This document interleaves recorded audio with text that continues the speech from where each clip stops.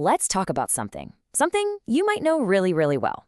It's this dynamic where you're the person everyone talks to, but you never seem to be the one doing the talking. You know, you're the trusted confidant, the keeper of everyone's secrets.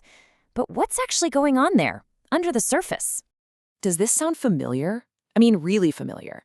You're the friend everyone calls to vent, to figure things out, to just unload. And you're good at it. You really are. But then, when the conversation has a chance to turn to you, there's just this pause, a shift, and you realize you don't really have anything to say. It's a weird feeling, isn't it?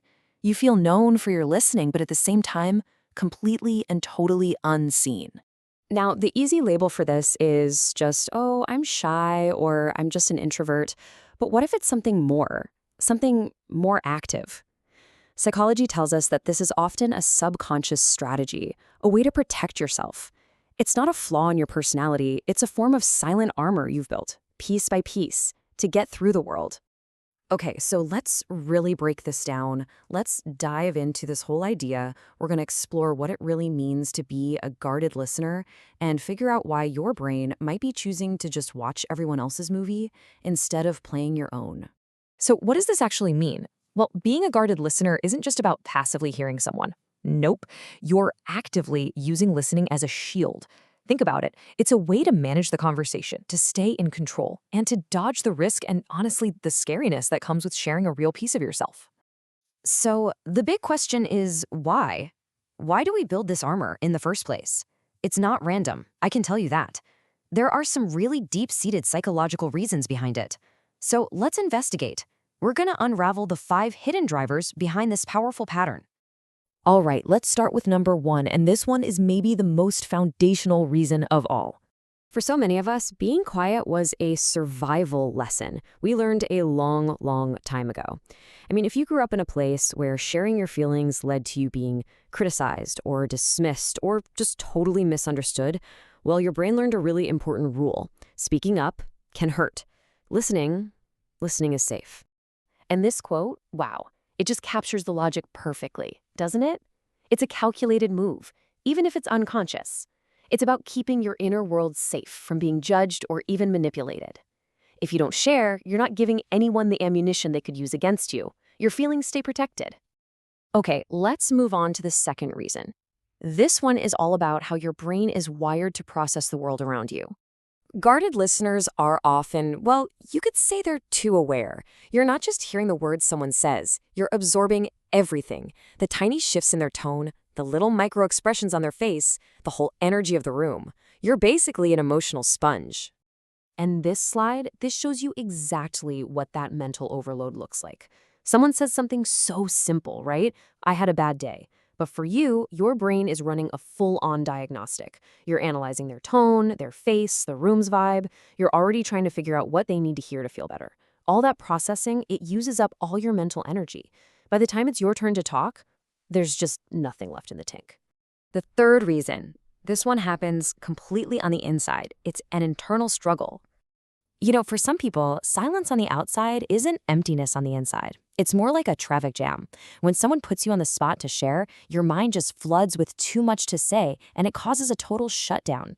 You're quiet not because you don't have feelings, but because you're trying so hard to translate these huge, complex emotions into words without messing it up. And the motivation here, it's this deep, deep fear of being misunderstood.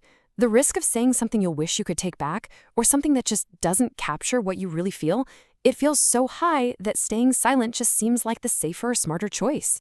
Okay, let's look at reason number 4. This one is about the dynamic, the dance that happens between you and other people. This is such a common one. It's a passive strategy, and it's totally rooted in a fear of rejection. You might feel like you need this super clear invitation, like someone has to ask you the perfect deep question before you feel like you have permission to share. You need them to show you they're really, truly interested first. And what happens? You get stuck in this social stalemate. You're waiting for them to dig deeper, and they're probably just waiting for you to open up on your own. And since nobody makes a move, the connection just stays on the surface. And you can end up feeling incredibly lonely, even when you're surrounded by people who care. And that brings us right to our 5th and final reason. This often comes from past experiences where you learned a hard lesson. Support isn't always there when you need it. So you learned to rely on yourself for everything. Comfort, validation, problem solving, you became your own support system. And as a result, you've built this incredibly high tolerance for handling things all on your own. And from the outside, this self-reliance, it looks like pure strength. Like, wow, they have it all together. But this quote just reframes it so perfectly. It's a trait that was often born from survival, from having to get by, not from a genuine desire to always be alone. It's a skill you mastered because you had to.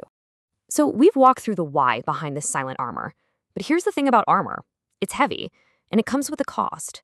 Let's really look at this central trade-off of being the guarded listener. And this lays out the paradox perfectly.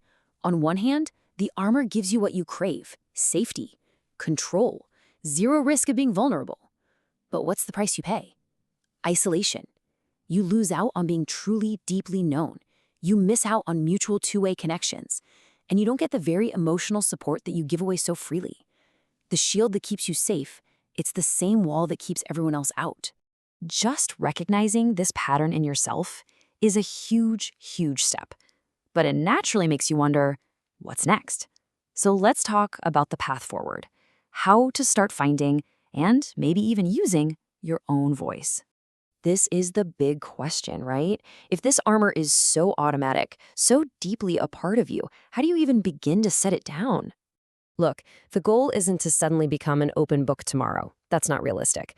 The most powerful thing you can do is exactly what you're doing right now, understanding the why behind your armor. That self-awareness is everything. From there, maybe the next step is just an experiment. Try one little micro share with someone you trust. Not your deepest, darkest secret, just a small opinion, a minor thing that frustrated you, or a little moment of joy from your day. Think of it like collecting data. Just see what happens when you reveal a tiny piece of yourself. And I'll leave you with this final thought. Your armor, it served a purpose. It has kept you safe, and you should honor that. But those little experiments and sharing, that's how you test the waters outside the castle walls. Because real, deep, fulfilling connection, the kind we are all searching for, it happens in that vulnerable space, when we find the courage to step out from behind the shield, even just an inch at a time, and finally let our own voices be heard.